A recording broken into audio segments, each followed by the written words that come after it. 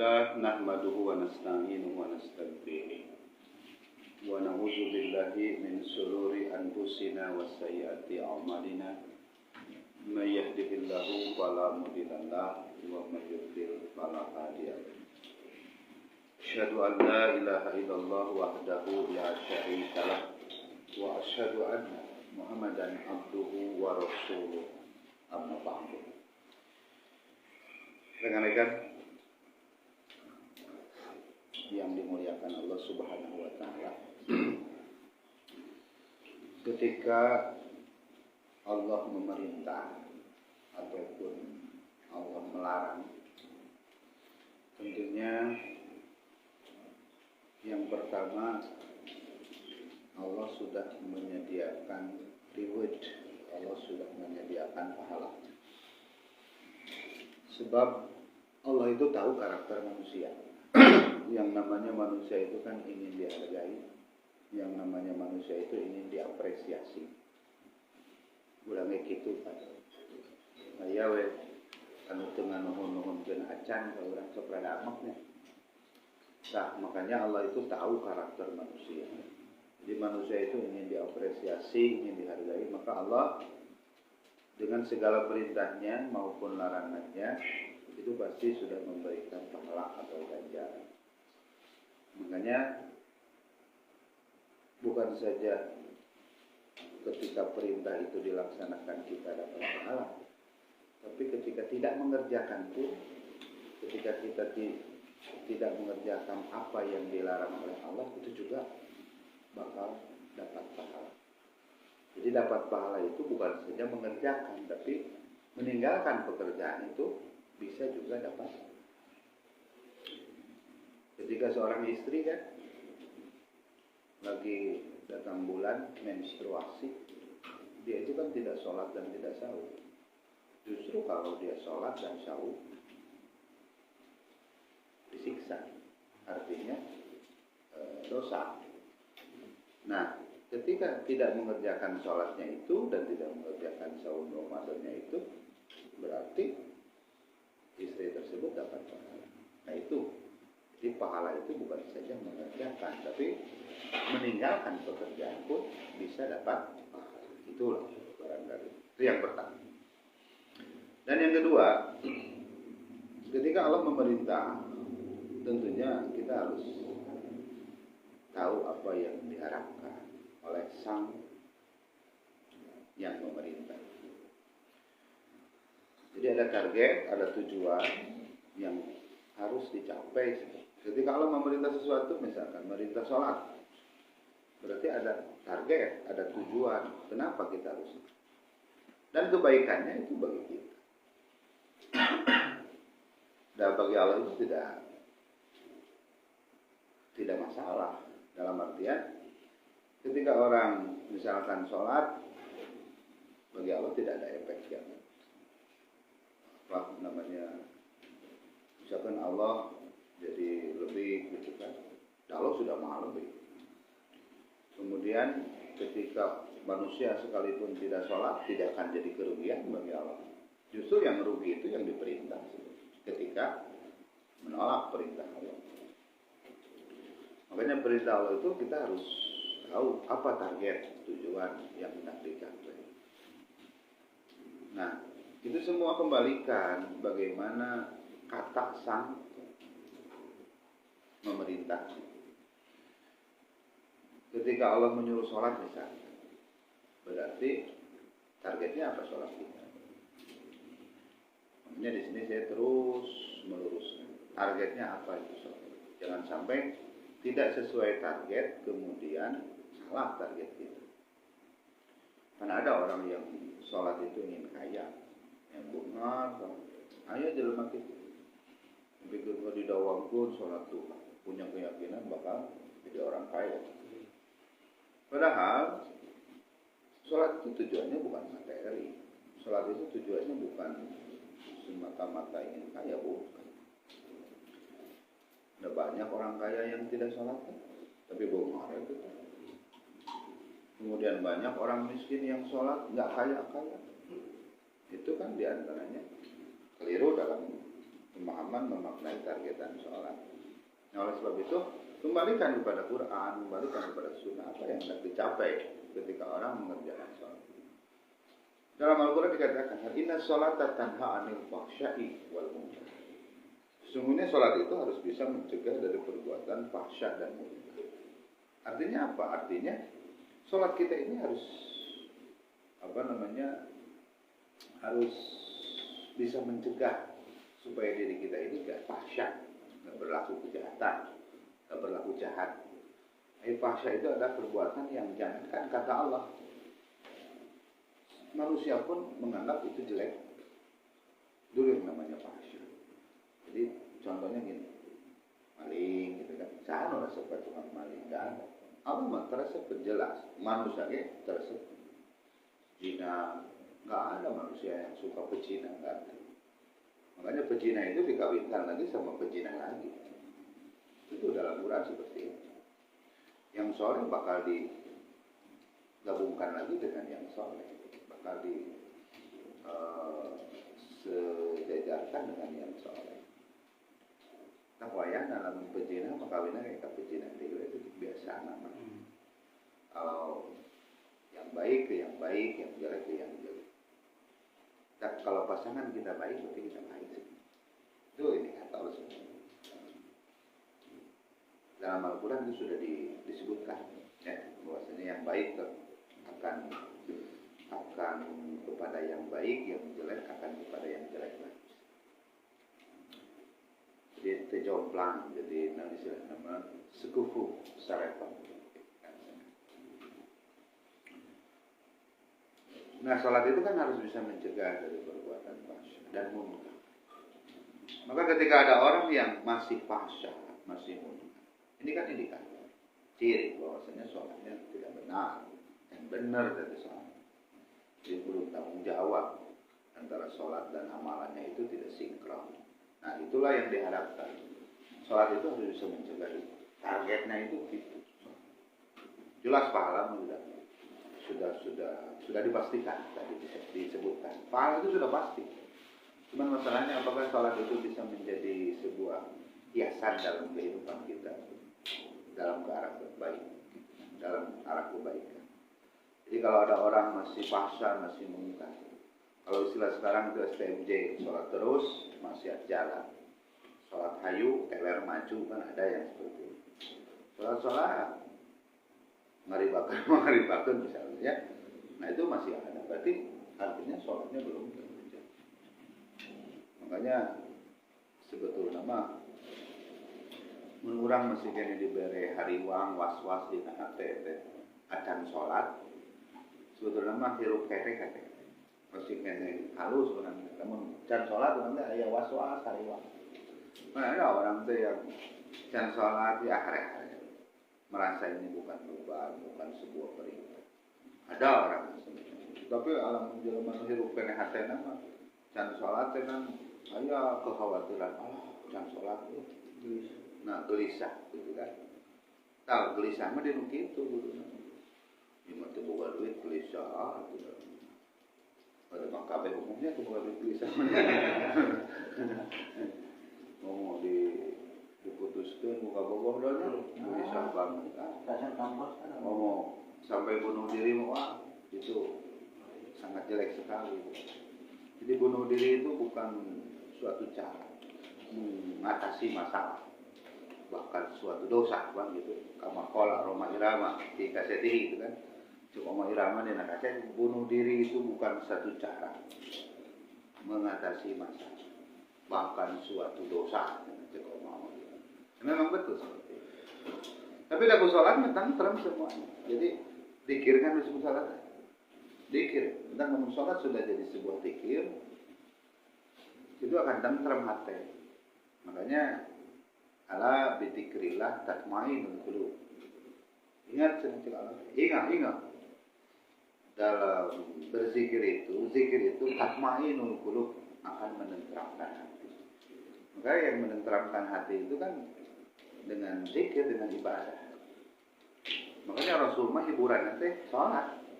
Ada orang mah hiburan ke pantai, main PS atau apalah. Dari Rasulullah hiburan nanti sholat. Ya Bilal, ari Nabi salat.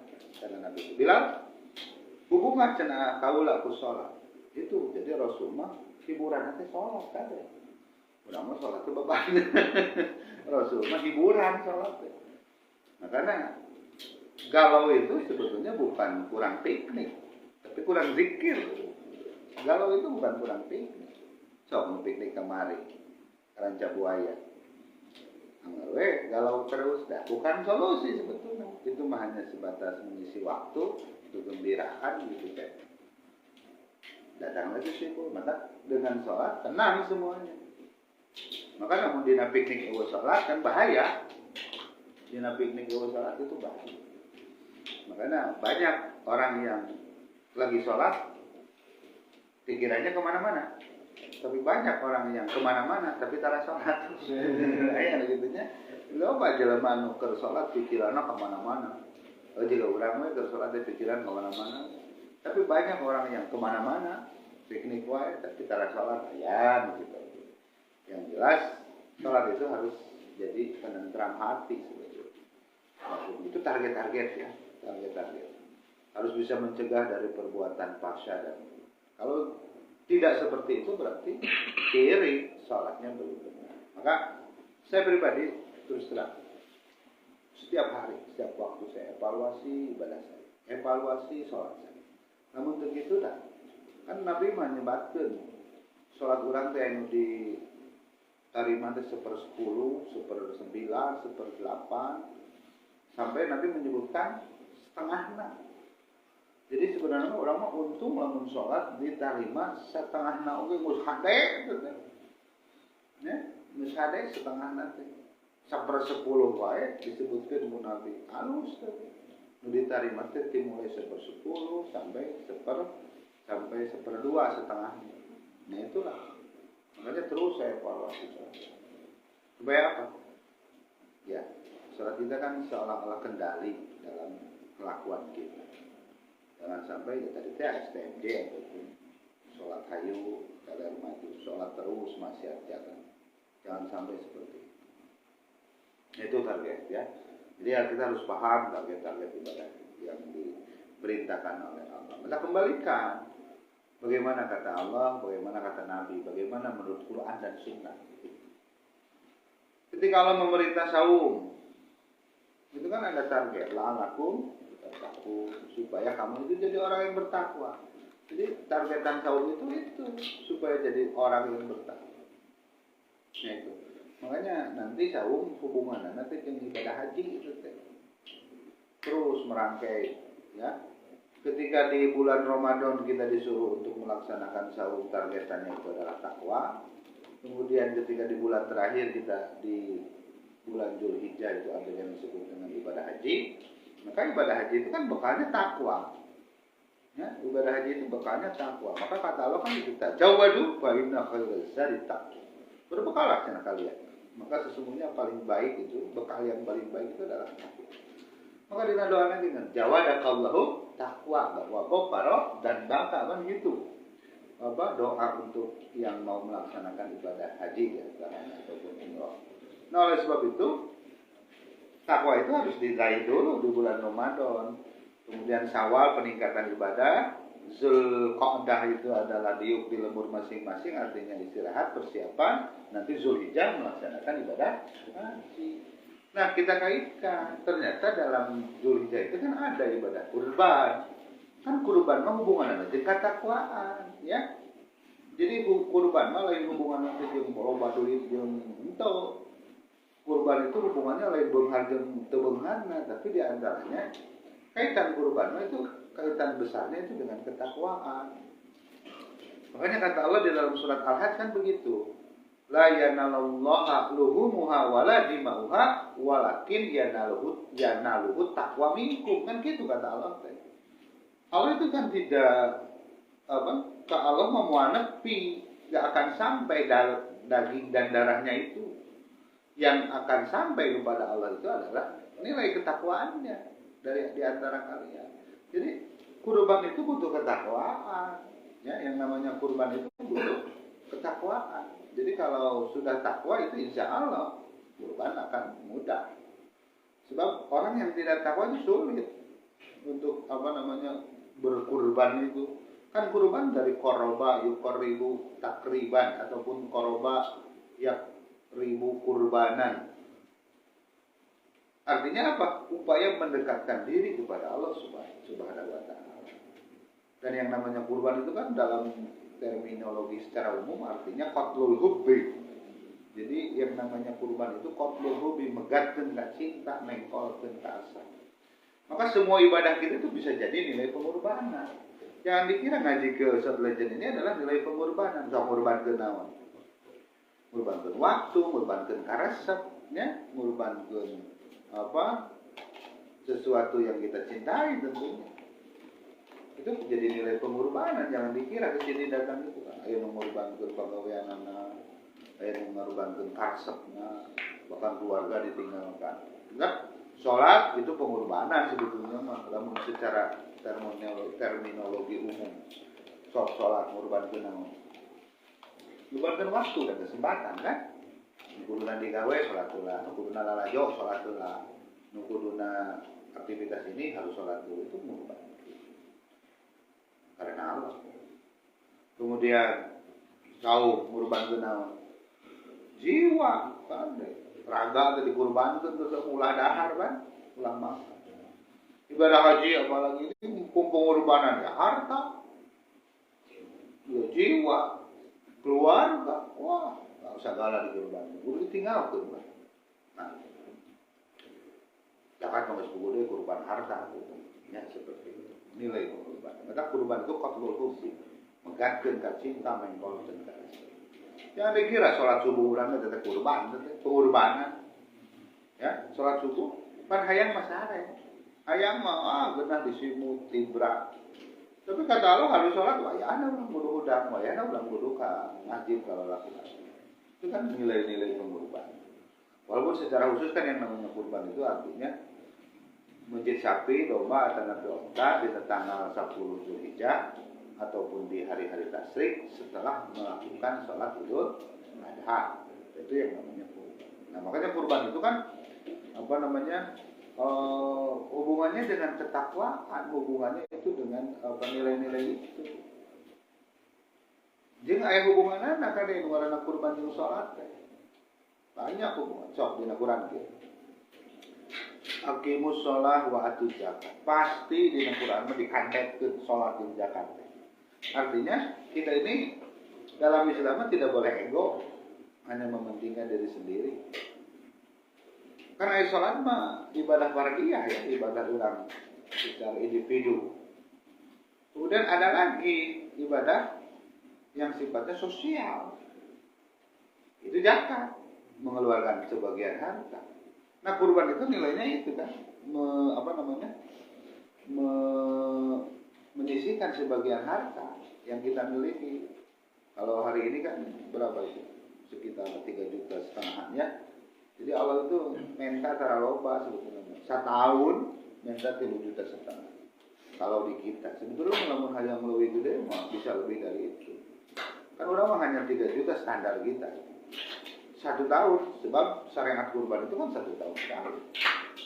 Makanya kurban ini kalau menurut saya itu kan mengajarkan kepada manusia supaya tidak egois hidup itu. Tapi kurban itu berbagi, ya berbagi. Dan kalau tidak ada nilai ketakwaan mustahil bisa kurban. Nah, tidak ketakwa. Penuh keyakinan kan kalau orang yang bertakwa. Begini, kadang-kadang kan untuk soal kebutuhan pribadi seperti gadget ya, HP dan lain sebagainya. Ini gampang, kadang-kadang gampang kayak HP 10 juta, 5 juta dan ini gampang. Jadi nganyuk di mangsa bulan. Yang TV kan TV sekarang kan yang flat itu kan bukan LCD sekarang LED ya, LED-nya. Nah, udah smart TV sekarang ataupun Android itu kan di atas 3 juta. Oh, TV 500.000 ya. Jarang TV kotak oke. Mesti usum namanya. Nah ayam porsi ayam mana kan bisa. Wisata kuliner mah, busuk seberapa kali orang dalam 1 tahun ini wisata kuliner, ya. Kemudian ngarokok kan jauh-jauh orang mampu ngarokok, mau perbungkus apa ya. Tapi kenapa identitas kurban mereka maju, mereka kumahannya ustaz, bagaimana gitu kan? Tidak kok di kudu ngajual TV kan gitu nggak jawabannya. Tidak kok cuma di kudu ngajual TV. Berarti nilai itu yang harus digali. Ketakwaan itu belum, maka benar damuana piatu daging jeng ketingnya maka Allah nunupi nilai ketakwaan. Maka Nabi kan langsung memberikan sinyal, memberikan ultimatumnya, ultimatum juga maka terawai ultimatum. Mudah-mudahan Manggada lihat ini. Ultimatum. Man kana lahu sa'atun man gitu dengan Nabi. Walam yudahi wala yaqrabanna musalla. Barang siapa yang mempunyai keleluasaan rezeki, ya nggak bisa ngusahakeun. Dina nganyuk lagi bisa mayar gitu. Gajian sebulan 2 kali piraku. Gitu kan. Piraku kan. Dapat UMK lagi UMS. Malam yudahi, tapi tidak kurban. Wala yaqraban dan sholat. Cek Nabi itu ulah ngadeket dan tempat sholat kami. Tuh, berarti ada hubungannya dengan sholatnya. Ada hubungannya dengan sholatnya. Wala yaqraban dan sholatna. Ulah deket-deket ke tempat sholat kami. Munjek bahasa kasar sing kuring mah kieu. Siapa sholat we gawe teh? Kurban mung. Itu munjek bahasa kasar. Tapi Nabi mah teh gitu kan. Wala yaqraban dan sholat. Ulah deket dan tempat sholat kami. Artinya apa? Nabi mah tersebut jajar manu mampu tapi koret gitu. Ini mah tersebut. Nah itulah barangkali sebuah nilai dari Nabi bahwasanya ancaman seperti itu kan ngeri bagi saya. Jadi artinya sholatnya tidak bertanggung jawab. Jadi sholatnya bertanggung jawab. Namun sholat bertanggung jawab dia akan beralih ibadah individu tidak egois tapi beralih ke ibadah sosial, artinya ada hubungannya dengan memberi, ada hubungannya dengan sedekah. Kan kurban mah sedekah. Orang masjid sebagian boleh kita makan, sebagian lagi dibagikan. Nah, itu kan nilai-nilai sedekah. Ya kan bagi orang miskin itu luar biasa. Tuh mikir orang pribadi, orang kan dahar rendang mah bisa orang babare kan. Yang sate itu mudah hari ini. Bagi kita mah misalnya. Tapi bagi orang-orang tertentu, bagi orang-orang fakir, orang miskin hayang daging teh. Hayang rendang oge luar biasa perjuangannya. Hayang sate teh tiba tiba hayang. Tapi untuk orang-orang kaya kan, untuk orang-orang bukan kaya mampu mah babari. Tapi orang itu mentok arataun. Maka cek Allah tekan di surat Al-Hajj gitu. Wa'at imu ya al-qani'a wal mu'tar. Bere al-qani dan al-mu'tar. Al-qani itu siapa? Orang miskin, butuh tapi era nyentak. Wal mu'tar, al-mu'tar itu butuh wani nyentak. Ya, aya kan butuh era nyentak, butuh wani nyentak. Kita termasuk mana? Butuh wani nyentak, era nyentak. Tenang, Mas Koni, saya yang kulitnya nggak apa-apa, butuh wani nyentak. Aya nu api-api, lain api-api, menjaga sifat, menjaga kehormatan diri. Jadi butuh mana orang mental sah ya si do kan guru dinnya, guru sekolah agama gitu. Eraeun itu rek kuntar penting sedang ngajaga kehormatan diri. Maka kudu hitam orang teh kudu surti tah. Nah seperti itu. Jadi panitia atau penjami kurban itu kudu mengerti itu hal-hal yang seperti itu. Kan aya nu warani minta sok bere pek wae. Nah itu hak mereka, silakan berbagi kita itu. Ang dikorektkeun da lain urang atuh teh mah hasil bukan sadaya. Da zaman Nabi mah pan digantungkeun sanu butuh nyokot. Oh, itu juga di urang ayeuna panitia kan. Nah, ada panitia teh bagus sebetulnya untuk lebih keteraturan.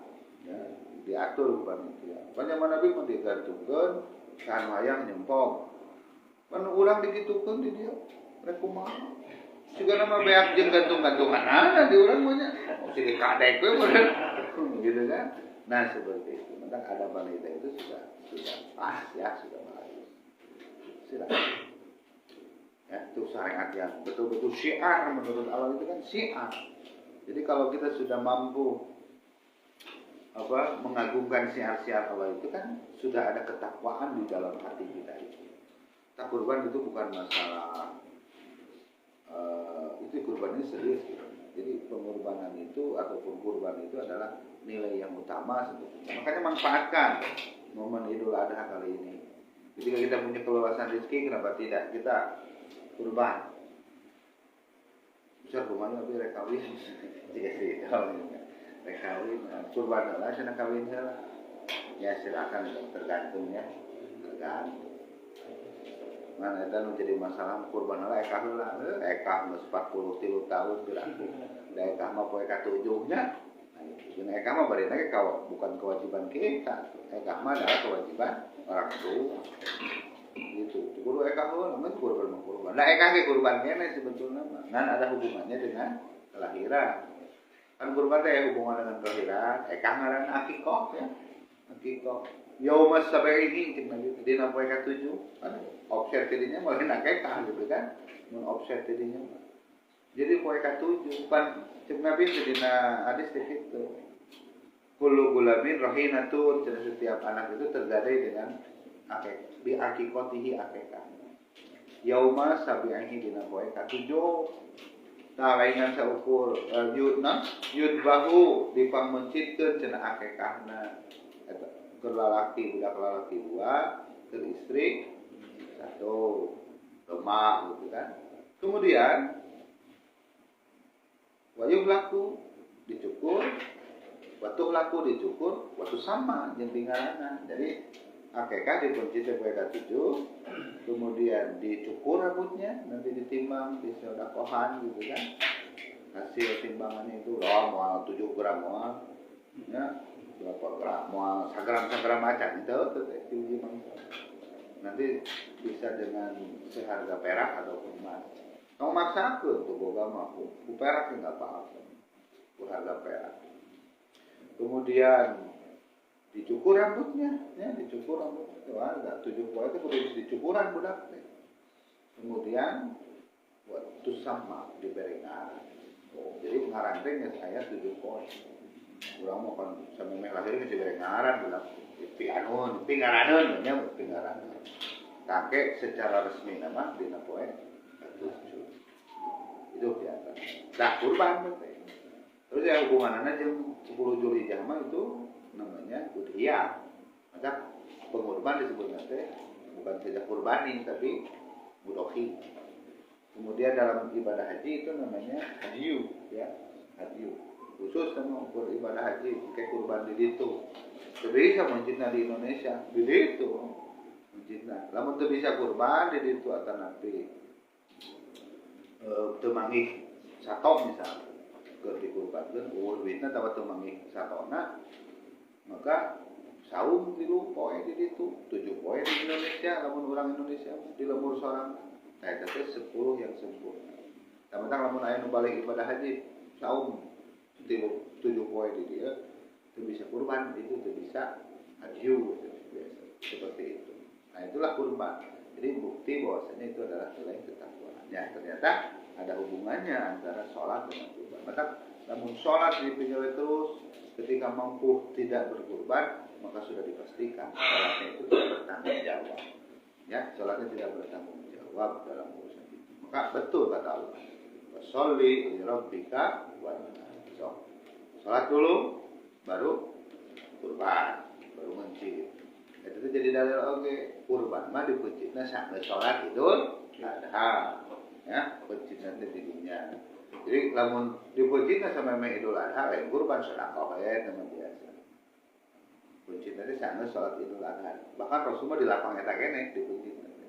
Nah, gitu ya. Jadi puncit nanti sampai sholat Idul Adha. Washolli li rabbika wanhar. Nah, oleh sebab itu bagi siapa saja di antara kita yang mau dan sudah berkurban, niatkan dengan lurus, ikhlaskan karena Allah. Inna sholati wa nusuki wa mahyaya wa mamati lillahi rabbil alamin. Aqulu qouli hadza wa astaghfirullah li wa lakum. Wassalamualaikum warahmatullahi wabarakatuh.